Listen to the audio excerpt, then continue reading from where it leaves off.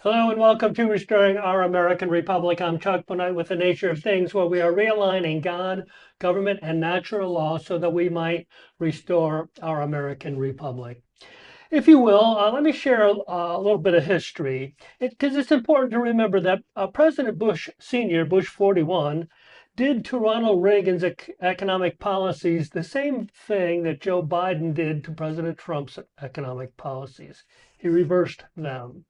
And remember also, the late great Rush Limbaugh used to tell us regularly that high level Republican officials would tell him that they had to get the anti abortion plank out of the party platform because we couldn't win the women's vote with it in.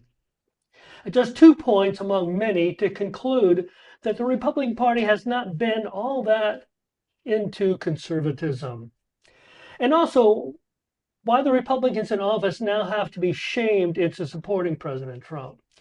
Right here in Florida, there was an attempt to keep President Trump off the primary ballot in 2024, an initiative that failed primarily due to pushback from the Florida Republican Assembly. These are not MAGA type efforts.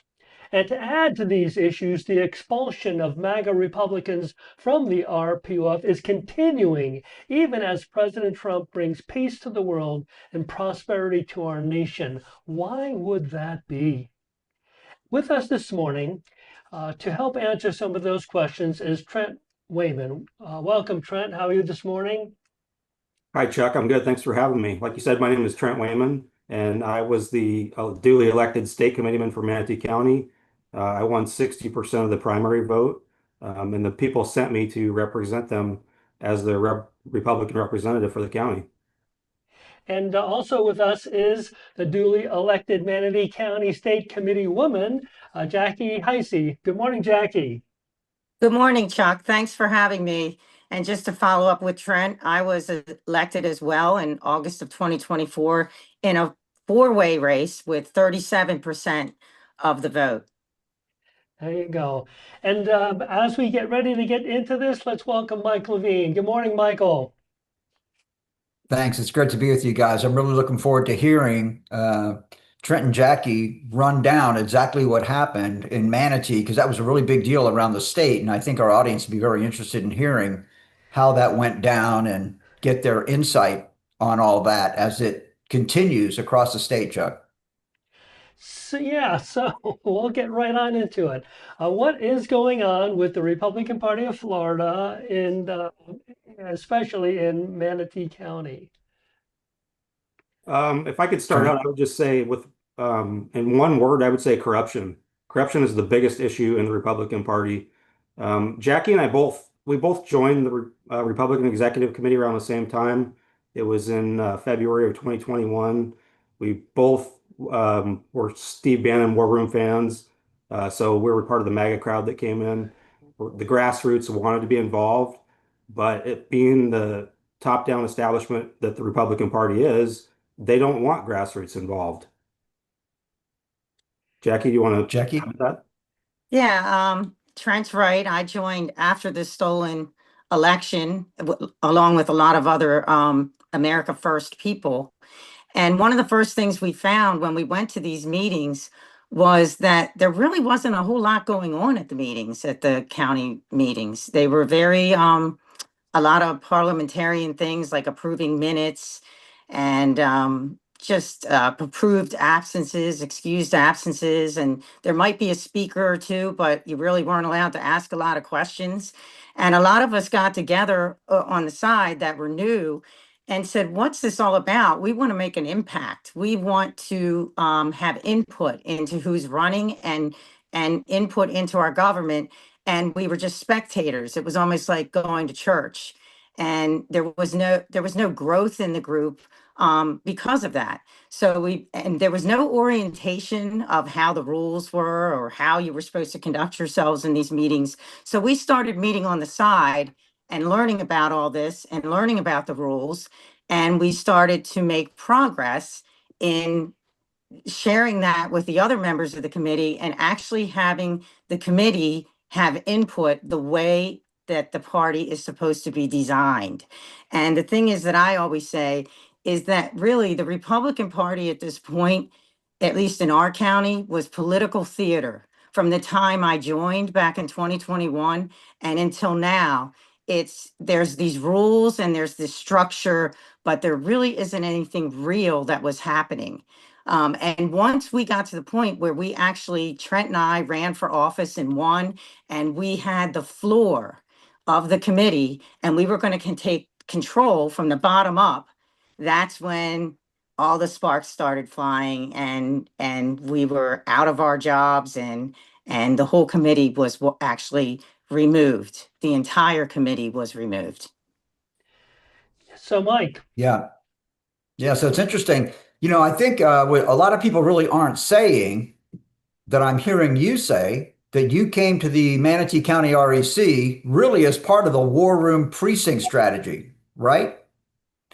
So Correct. I'm suggesting to you that while we don't really know what goes on behind closed doors within the party and within the legislature and within the executive branch at the Florida in government in Florida, based on just reason, it seems to me that the power in Tallahassee is opposed to the precinct strategy, and I'm just going to ask Trent to respond to that. Yeah, I would definitely agree with that. I would say that they're trying to build a top-down party. You can see it in all the rule changes that they made over the last 3 or 4 years. They've basically created a power vacuum at the county level, taken all the authority away from the counties and moved that up to the state. For example, you can't remove a chair anymore. They put that rule in, I think, at the end of 2022. But in my opinion, that violates state statute, because if you look at state statute 103.141, it says that any precinct committeeman or committeewoman can be removed for a violation of oath as long as you have a quorum and a 2/3 vote. Well, there's nothing in that statute that says you can't remove a chair. A chair is a precinct committeeman or a precinct committeewoman. So that's just one example of how they've taken away power from the county level and moved it to the state. But yeah, they don't want involvement at the grassroots level. Exactly. So In I'd just fact, like to kind of take this to the next step. Am I okay? And then the next thing that happens, is the whole idea of codifying resolutions at the county level, and they really hate that. Okay, the Republican Party of Florida, and I would suggest the state legislature and the governor's office, especially when you got into all the election integrity issues coming out of the 2020 election, and many organizations around the state were railing on election integrity, and we still to this day are not satisfied. Even though the legislature has done some things on election integrity, the base is probably not satisfied with what has happened there. So the other part is that they really want to squash any conversation in the grassroots about policy, Jacki. So let's talk about that for a little bit. Will you do that? Sure. I mean, to be clear, the Republican Party of Florida wants to run the party from the top down. And they're unfortunately running the party based on who is giving them the most money. And also there's the whole lobbyist twist to this too, because most of the high level members of our party have a connection to lobbyists. So therefore they want to dictate what we're going to stand for and what's important. And they want followers that take orders and do the march to their orders. And they don't want any of our viewpoints. The general public, the voter, the Republicans, they don't want us to have any input at all. So that is why anyone that is not, and I'll say it clearly, a lemming is removed. And I'm actually amazed. We had several policies we wanted to do. We wanted a resolution about the vaccines, and that was put down. And actually, most of the trouble that started in our party was the fact that our chair at the time was spending money and was not getting approvals from the committee. And that sort of blew up, and she was one of their candidates that they wanted to win for the county commission. And there was a full complaint put in, a grievance against her, that was very lengthy, that went back to every specific rule in the party. And we never really got any sort of answer, no forum. They just stuck with her. They stuck with her all the way. And in fact, I think she's still working with them now, even as we have been removed. So it's a pretty simple thing. It's special interests, and it's ruling from the top down, and they do not want any input from the voters. They wrap themselves in the America First and Donald Trump. So when you talk about establishment or left-leaning people, they will still put a blanket around them that they are Donald Trump. But in the meantime, what they really are is special interest and money. Trent? Yeah, I would just like to add to the resolution answer. You know, a resolution is a voice of the people, and they don't want the voice of the people to be heard. They tell you that a resolution is meaningless and it doesn't have any, you know, there's nothing behind it. But the way I look at it is the Constitution of the United States was originally a resolution. And if you get a county to pass a resolution, adopt a resolution, and then you get other counties to start adopting that resolution, well, pretty soon you've got 67 counties that adopted that resolution, and the voice of the people gets louder and louder. So I think a resolution is really powerful. I'll weigh in on that, Chuck. So I agree with that 100%. I was the chairman of the Lake County Republican Executive Committee in 2012 and served through 2016. And my presentation on the concept of resolutions is today that those are actually bill drafting ready. I mean, the RECs do a really good job for the most part of laying out their case, why a particular subject is important, and then what we should do about it. And it's typically wordsmithed pretty intensely. And of course, as you brought up before, it's voted on by a majority, a quorum of the members and a 60% or 2/3 majority. So I think that we're helping I think that the resolution should be helpful to legislators. There's nothing that binds them to running that legislation if they think there are the things that are higher priority, but it certainly does clearly define the voice of the grassroots. And I've always found that collaboration, when decision making is happening, leads to better decisions. And what do you think, Chuck? Yeah, well, just to throw in a little bit of their side of the coin, they feel like the REC's the only job that we're supposed to have is to get them elected, and and that's their argument. We shouldn't be drafting legislation, and we shouldn't be passing resolutions, and we shouldn't be bucking the system. It is a top-down system, so. That's their side of the story. Why doesn't that work? Is my question, because it doesn't seem to work. Yeah, it didn't work in Trent? Manatee because every time we tried to bring a resolution forward, we would submit it. The rule is 15 days. You have to submit the resolution to the board, and they would just come back and say, no, we voted no. You can't have the resolution go to the floor. Well, that's not actually how the rules are supposed to be interpreted. The rules are supposed to be that the board is just there to look at the resolution and make sure that it's, complete and that there's nothing missing. And it's not supposed to be their decision to decide what content goes to the floor. That's the body of the assembly. They're supposed to be the ones that decide that. There we go, Jacki. Well, I have a favorite part of the actual rules, the county model constitution of the Republican Party. And it basically states, and this is the board of the county REC, the board shall be subject to the orders of the county executive committee, and none of its acts shall conflict with the action taken by the county executive committee. And that is still in the county model constitution today. I'm actually surprised it's still there. But basically, this is designed as a bottom-up organization.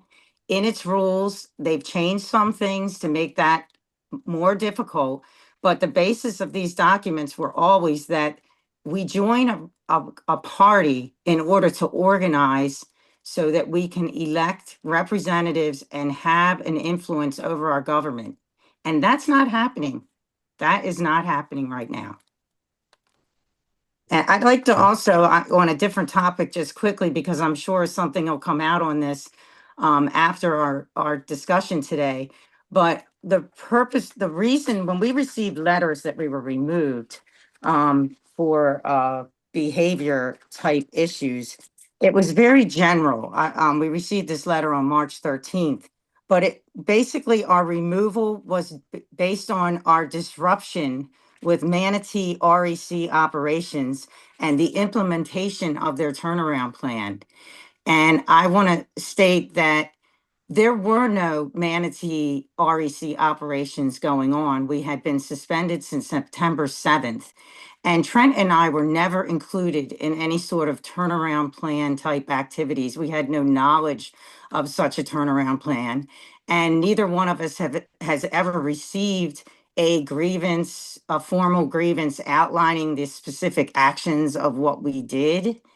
And I also wanted to point out in my own regard that I was asked to sign an affidavit, which I signed prior to December 1st, stating that I had resigned from the Florida Republican Assembly and that I would not be a member of the Republican Assembly. I had to take their worded affidavit to actually get it signed by a notary and submit it to them. So when anyone talks about expulsion and behaviors, and this is all just fly by night generalizations and no documentation. Chuck? Yeah, well, I guess probably the next question would be, now what? Where do we go from here? Yeah.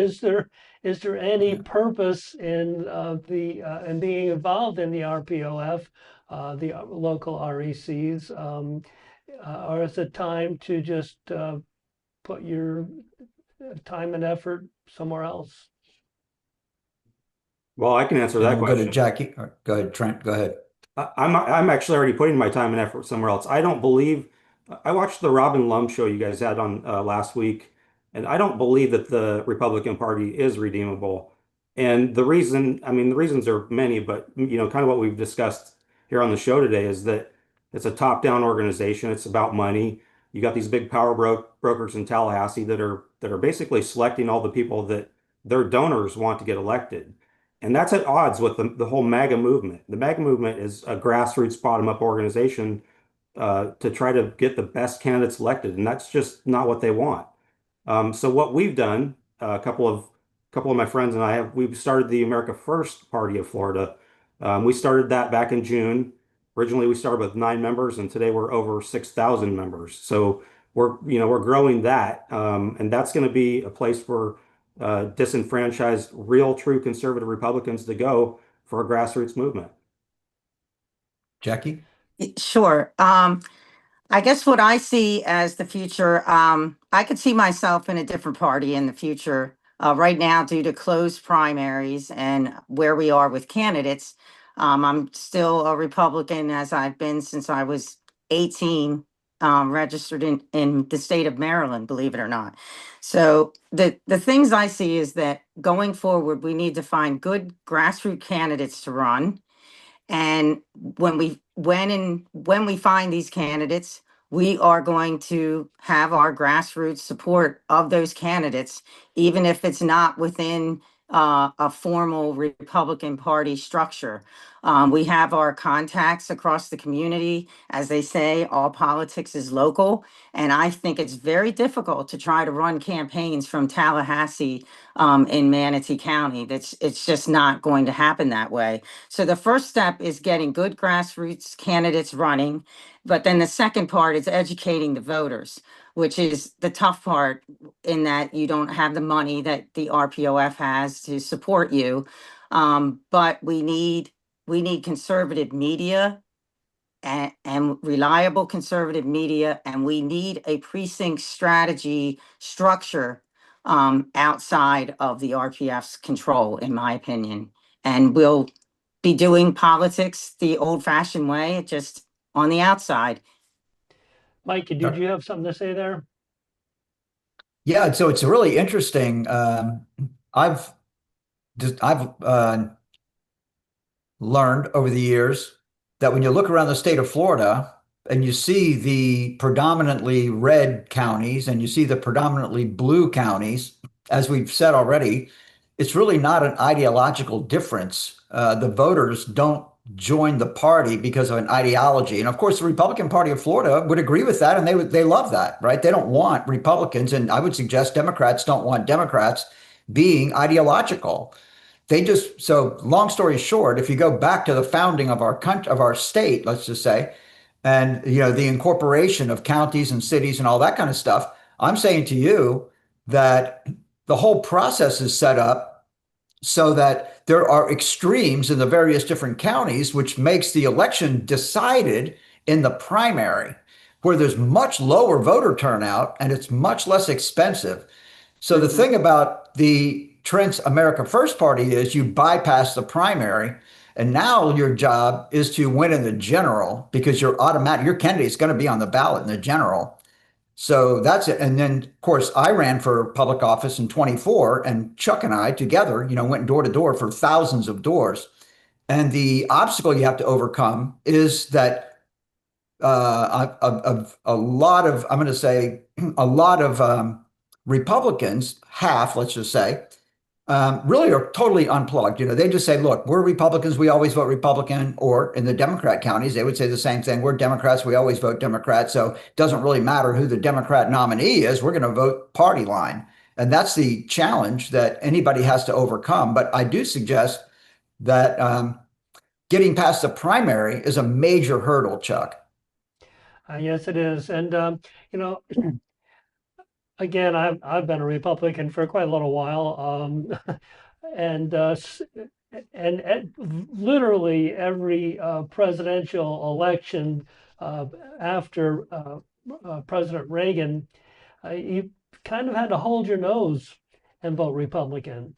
And there are a lot of people out there that are still holding their nose, until all of a sudden President Trump came around, and now we could actually vote and breathe while we're doing it.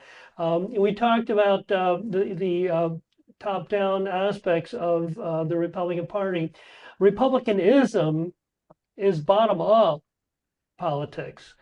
Republicanism for us here in the United States is we the people being governed for the people, and that is bottom up. There's only top down or bottom up. There's no such thing as a democracy. Democracy is a concept that can be utilized in either an autocracy or a republic. But it's the reason they always fail is because there are no principles to a democracy. So what we're really talking about is a Republican Party that is being governed as an autocracy or an oligarchy or whatever you want to call it, but it's top down, and it's an antithesis to republicanism. And we, the people who are paying attention, understand that and understand how totally inappropriate that type of behavior is in a Republican Party. Mike, you were getting ready to say. Well, let's get Jacki's thoughts on what we're going to do moving forward. We know what Trent's doing. He's taken a bold step. He's left the party and set up a new party. What is Jacki thinking the future is? How do we approach this going forward, Jacki?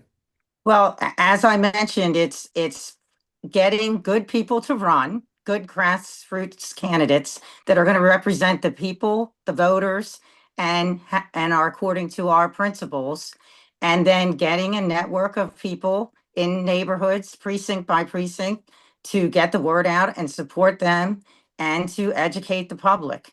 And I think that we need to use the internet and things like that. We're never going to compete on money. That's just never going to happen. But I think neighbor to neighbor, the old-fashioned way of doing politics is local, and it can't be run from the top down.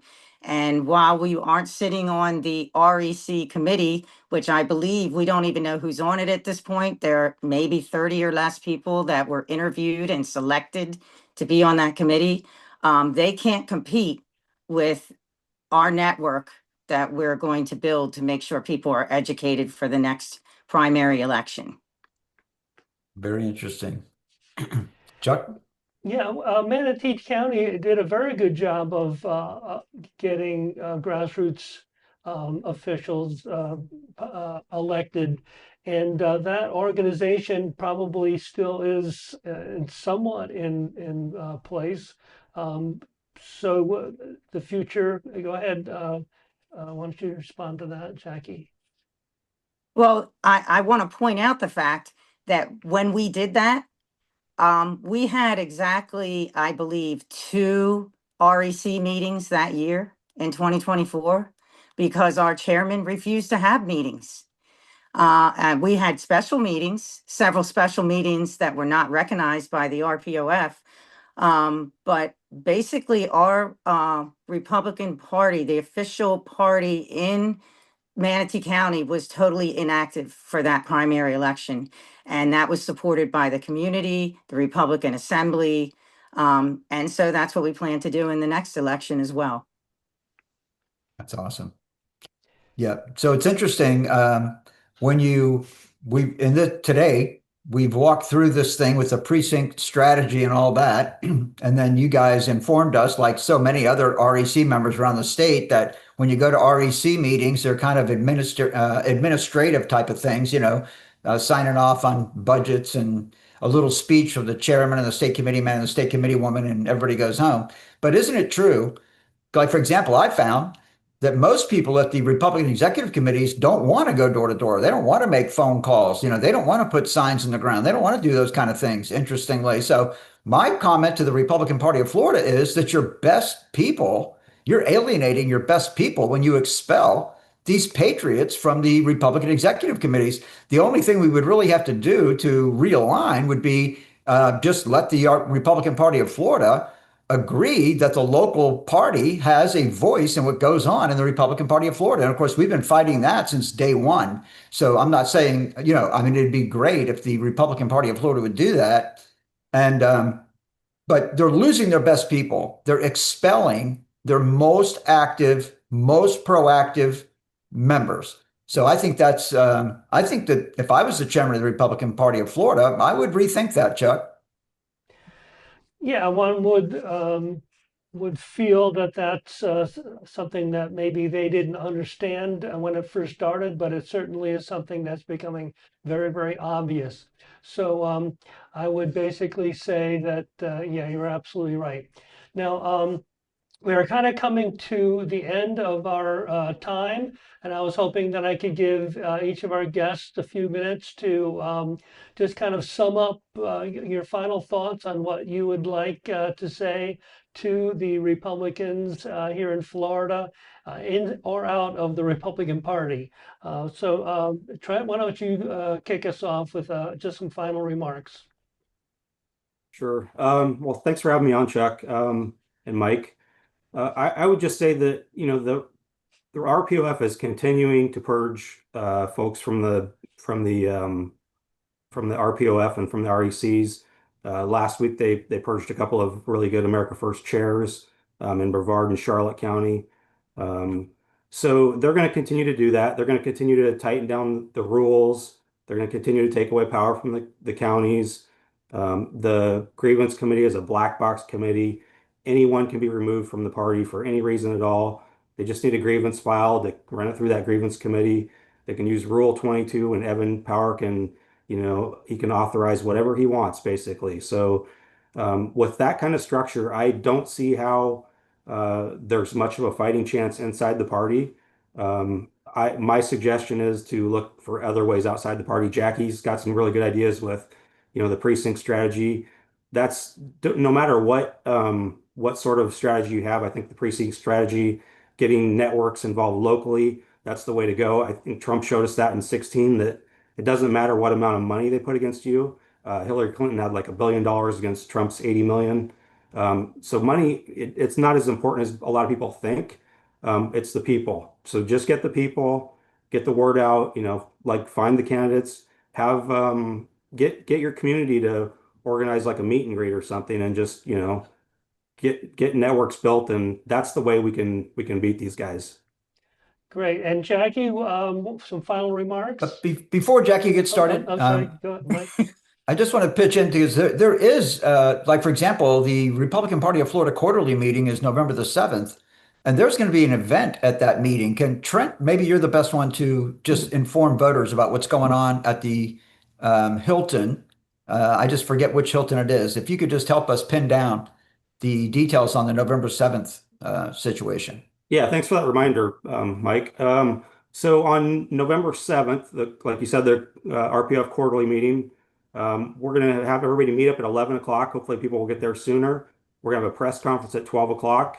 We've got some speakers lined up for people that were removed from the RPOF. We've got buses going. We've got ride shares going from different counties. We have people come from St. John's down to Lee County, Naples, Miami-Dade, Manatee, Sarasota, Hillsborough, Pinellas, all over the state. People are going to be coming to this thing, and we're basically just going to go to show our support for Evan Power and Bill Helmick for the great job that they're doing there. So if anybody needs Okay, Jackie, how about you? And just real Jackie. quick, if anybody needs any, I just like to have a message for my fellow Manatee County voters, Republican voters, and all voters. Is just about everybody in Manatee County is a Republican. So when you go to vote, and first of all, please do your homework. You have to invest time in learning about what's going on in budgeting, taxes, the issues, and who's running. You have to do your homework. And if you don't like politics and you think it's boring or everyone's corrupt, go back to your household budget and look at how much money these people are taking from you and whether you're happy with what is going on with the insurance situation, with the traffic situation, with the situation with the budget skyrocketing, with your property taxes. These are big expenditures. They're taking a lot of money from you, and you need to do your homework. And just because someone is Republican, has been endorsed by Donald Trump even. Unfortunately, Donald Trump endorses a lot of people that aren't the best people for you from a local situation because he can't know everything everywhere. You have to make this a priority. And just because the RPOF, which many of you don't even know what that stands for, but just because the official Republican Party endorses someone does not mean that they're your best choice. So please do your homework and get active. It really matters to your life. Thanks. Thank you. And Mike, how about some final remarks? Yeah, I'm just going to say that it's just so amazing to have this platform on which we can bring great people like Jackie and Trent on. We've had so many great guests already. And I just encourage people who are watching who have something to say, I would encourage you to contact me or Chuck so that we can get you on. And it's really important. I personally believe that this alternative media that we're engaged in right now is the solution. So when we utilize this alternative media platform and then focus on issues and then measure candidates against issues before we give them our support, which means our grassroots support and our financial support, will make a big difference on overturning what's going on now. And I just also want to we can't ignore the fact that when we send legislators to Tallahassee, that they are strong-armed by leadership, the Speaker of the House and the President of the Senate and the governor's office and the cabinet. So you really have to send tough people. You can't send meek, go along and get along candidates to Tallahassee because that won't work. And eventually we're going to have enough people in Tallahassee, or we're going to have a movement in Tallahassee that's willing to tell leadership that this is not going to go exactly the way you're telling us that you want it to go. When we get to the point that we have strong leadership in Tallahassee who's willing to stand their ground and defend their right to represent us, then we'll have made a major step in the right direction, Chuck. Well, thank you, Mike. Thank you, Trent. Thank you, Jackie. And thank you all for tuning in to our twice weekly live stream, please follow us on Facebook at Restoring Our American Republic, or check us out on YouTube at Restoring Our American Republic -ROAR. Please like and share the program. And remember, if you're unwilling to govern yourself, you will be governed by tyrants. So until next time, God bless you. God bless President Donald J. Trump, and God bless America.